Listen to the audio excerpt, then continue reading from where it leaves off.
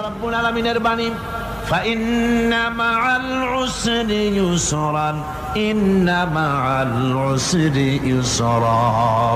আল্লাহ পাক বলেন, জেনে রাখো, দুঃখ এবং কষ্টের সাথে রয়েছে সুযোগ আর সুবিধা, আর অসচ্ছলতার সাথে রয়েছে উদার সচ্ছলতা। জোরে কোন সুবহানাল্লাহ। কাজে ভয় পাওয়ার কারণ নাই, হতাশ হওয়ার কারণ নাই। মন আশায় বুক বেঁধে রাখো। গুনাহ করেছো, হতাশ হয়ো না। যুবকদের গুনাহ করা স্বাভাবিক।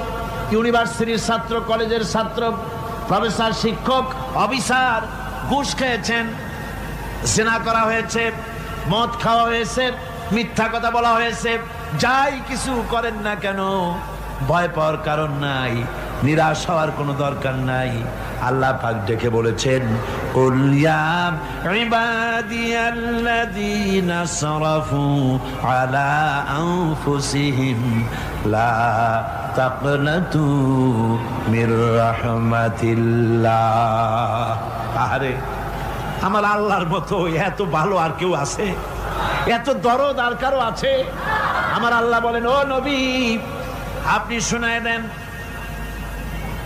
হে আল্লাহর বান্দারা, তোমরা যারা নিজেদের উপরে বাড়াবাড়ি করেছো, নিজেদের উপরে জুলুম করেছো, অত্যাচার করেছো, আমি আল্লাহর রহমত থেকে নিরাশ হয়ে যেও না।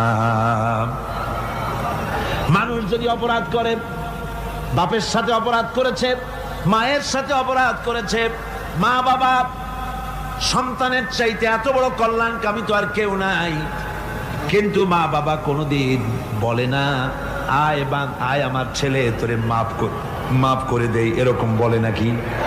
মন চায় ছেলে যদি মাপ চাইতো, খুশি হয়ে মাফ করে দিতাম, কিন্তু কেন যে আসে না, ডাকে না যে আয় মাফ করে দেই। মা বাপ আপনাকে এত ভালোবাসে, সেই মা বাপও আপনাকে বলে না যে আয় মাফ করে দেই। আমার আল্লাহ হচ্ছেন এমন আল্লাহ, আল্লাহ রাব্বুল আলামিন ডাকেন, এ বান্দা, খুন করেছিস ফিরে আয়, জিনা করেছিস ফিরে আয়, হত্যা করেছিস ফিরে আয়, চুরি করেছিস ফিরে আয়, কুফরি করেছিস ফিরে আয়, সুদ খেয়েছিস, ঘুষ খেয়েছিস, মদ খেয়েছিস ফিরে আয়, এসে আমার দরবারে চোখের পানি ফেল, আমার দরবারে কাঁদাকাটি কর। ইন্নাল্লাহা ইয়াগফিরুয যুনুবা জামিআ ইন্নাহু হুয়াল গফুরুর রহিম। আমার দরবারে চোখের পানি ফেলে কাঁদ, আমি রব্বুল আলামিন জিন্দেগীর গুনাহ মাফ করে দেব।